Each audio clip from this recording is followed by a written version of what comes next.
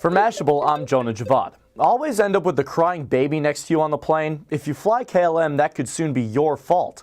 USA Today reports KLM Dutch Royal Airlines is piloting a new program that allows people to choose their seats based on other travelers' Facebook and LinkedIn profiles. The initiative, which could be available sometime early next year, puts passengers in control of finding and coordinating seatmates with similar likes and dislikes. Sounds like KLM's promoting the Mile High Club. Well, not exactly.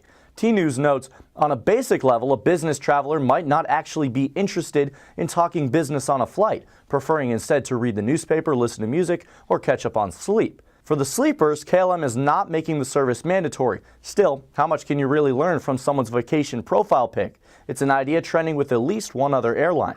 Malaysia Airlines' Facebook service called MH-Buddy lets passengers see if they have any Facebook friends on their flight or headed to the same destination. But be careful not to fall for your seatmate. If there's no connection, it might just be a one-flight stand. For Mashable, I'm Jonah Javad.